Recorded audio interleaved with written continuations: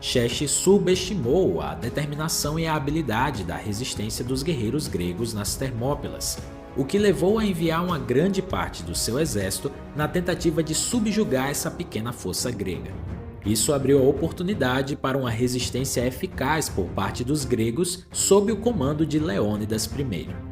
Embora as forças gregas lideradas por Leônidas tenham demonstrado uma bravura excepcional e resistido por 3 dias contra as forças persas, o traidor grego Efialtes revelou uma passagem secreta aos persas, permitindo que eles contornassem os gregos e partissem para Atenas. Mas antes da chegada de Xerxes, a maioria dos atenienses abandonou a cidade e fugiu para a ilha vizinha de Salamina. Xerxes conseguiu derrotar um pequeno restante de atenienses que ficaram e então queimou a cidade. Como resultado dessa conquista, os persas conseguiram garantir o domínio sobre toda a Grécia continental. Em setembro de 480, Xerxes foi persuadido a confrontar uma frota grega, dessa vez nas águas do Estreito de Salamina, próximo à costa grega. Artemísia de Halicarnasso, uma aliada persa, havia aconselhado contra tal ação, mas Xerxes seguiu o conselho de Temístocles. Ele era um general ateniense que havia se aliado aos persas. Temístocles percebeu o desejo de Xerxes de conquistar a Grécia e utilizou isso ao seu favor. Xerxes estava ansioso por uma vitória decisiva sobre a frota grega para alcançar os seus objetivos. Foi aí que Temístocles entrou em ação com a sua manobra. O líder grego enviou seu servo informando a Xerxes sobre as supostas divisões entre os comandantes aliados e a intenção dos peloponesos de evacuar naquela noite. Temístocles sugeriu que, para obter uma vitória fácil, os persas apenas precisavam bloquear o estreito de Salamina. Essa tática tinha 2 objetivos. Primeiro, ela visava atrair a frota persa para o estreito, onde o espaço limitado favorecia as habilidades táticas gregas. Em segundo lugar, a mensagem também indicava que, em caso da derrota dos aliados, os atenienses estariam dispostos a se submeter a Xerxes, oferecendo a eles algum grau de misericórdia. Xerxes, ansioso por ouvir notícias favoráveis, mordeu a isca e ordenou que sua frota bloqueasse o estreito de Salamina. O resultado foi a armadilha perfeita para os persas, que se encontravam encurralados no espaço confinado, enquanto os gregos exploravam suas táticas superiores. Temístocles conseguiu atrair a marinha persa para o estreito de Salamina, onde o espaço limitado anulou a vantagem numérica persa. Com a habilidade tática e coragem inabalável, os gregos infligiram pesadas perdas à frota persa, forçando-a a se retirar. Xerxes, percebendo o revés, recuou para a Ásia, levando grande parte do seu exército com ele. Temendo que os gregos atacassem as pontes sobre o Helesponto, ele optou pela retirada estratégica. Xerxes fez o caminho de volta para sua capital Suzã. No entanto, sua retirada não marcou o fim da ameaça persa à Grécia, pois ele deixou o comando da invasão nas mãos de seu general e primo Mardônio. A posição persa ainda era sólida apesar da derrota naval, já que boa parte da Grécia ainda estava sob controle persa, e o colossal exército terrestre persa permanecia intocado. Xerxes provavelmente alimentou a esperança de que a aliança grega, frágil e dividida entre os rivais, como Atenas e Esparta, poderia ruir se oferecessem as condições diplomáticas certas. No entanto, após uma série de negociações políticas, ficou claro que os persas não alcançariam a vitória através da diplomacia e que a resolução do conflito só seria alcançada por meio da guerra.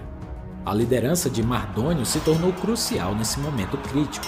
Ele assumiu a responsabilidade de continuar a campanha persa na Grécia e de tentar virar o jogo em favor do Império Persa.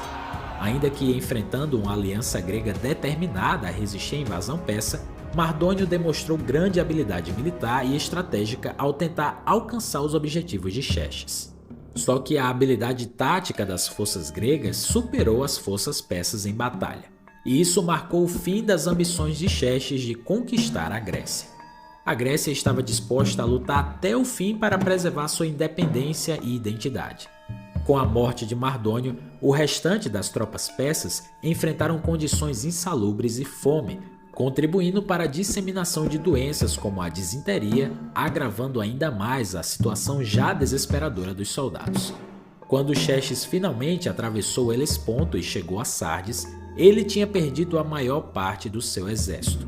Sua grandiosa expedição havia se transformado em um desastre, e ele retornou para casa com apenas uma sombra do exército que um dia havia marchado para a Grécia. Alguns anos depois, os gregos, liderados por Pausânias de Esparta, decidiram contra-atacar para libertar as colônias gregas na Ásia Menor que estavam sob domínio persa. Por isso, Xerxes começou a mobilizar uma nova força para enfrentar os gregos e proteger os seus interesses na região. No ano 466, um comandante grego chamado Cimon protagonizou uma virada impressionante na Batalha de Eurimedon. No ano 466, um comandante grego chamado Cimon protagonizou uma virada impressionante na Batalha de Eurimedon, que ocorreu na costa sul da Ásia Menor. Cimon e suas tropas derrotaram os persas em duas ocasiões no mesmo dia. Primeiro, eles destruíram a frota persa que foi enviada para interceptá-los, demonstrando sua habilidade no mar. Em seguida, Cimon liderou seu exército grego contra as forças terrestres persas na praia, mesmo estando em menor número. A vitória de Cimon na Batalha de Eurimedon foi um evento significativo, marcando uma reviravolta nas relações entre gregos e persas na região. Essa série de triunfos gregos demonstrou a resiliência e a capacidade de combate dos gregos, desafiando a influência persa e consolidando a independência das colônias gregas na Ásia Menor. Foi um final melancólico para a ousada campanha de Xerxes, que acabou por selar o destino do Império Persa na Grécia. Sem ter mais esperança de expandir o seu império, Xerxes decidiu investir o seu tempo e recursos em projetos e monumentos. Ele gastou muito dinheiro em construções ainda maiores do que as feitas por seu pai Dario. Ele também cuidou das estradas em todo o império, especialmente da estrada real, que era usada para enviar mensagens e mercadorias. Além disso, Xerxes focou em expandir cidades importantes como Suzã e Persépolis. Isso ajudou a manter o império funcionando, embora tenha custado muito dinheiro. Só que após os altos custos da campanha pérsia na Grécia, Xerxes implementou tributações pesadas sobre suas províncias e súditos para gerar receitas para seus projetos. Essa imposição fiscal extensa, embora tenha fornecido os fundos necessários, também teve um impacto profundo na economia do império. O aumento dos impostos e tributos gerou agitação e ressentimento entre as pessoas em todo o império. Os súditos persas, já sobrecarregados financeiramente por terem que arcar com a invasão persa na Grécia e agora com tributos adicionais para sustentar os projetos monumentais de Xerxes, não estavam nada satisfeitos. Esse descontentamento generalizado poderia ter contribuído para o clima político instável que culminou no assassinato de Xerxes. Por fim, no mês de agosto de 465, um evento chocante abalou o Império Aquemênida quando Artabano, o comandante da guarda-costas real e uma figura poderosa na corte persa, conspirou para tirar a vida de Xerxes. O historiador grego Aristóteles afirmou que Artabano executou primeiro o filho de Xerxes, Dario, e depois o rei. Quando Artaxerxes I, que era o terceiro filho de Xerxes, descobriu as execuções do seu pai e seu irmão, ele executou Artabano e seus filhos e recuperou o trono. Mesmo após a sua morte, Xerxes permaneceu como tendo uma reputação cruel e difamada na Grécia. Não é à toa que as fontes gregas, em particular Heródoto, moldaram a imagem de Xerxes de uma maneira extremamente negativa. Isso se diferencia muito dos seus antecessores, Ciro e Dario, que muitas vezes são admirados por estudiosos gregos. Mais de um século após a morte de Xerxes, Alexandre o Grande lançou sua campanha para conquistar a Pérsia, e ele tinha um objetivo pessoal de vingança em mente.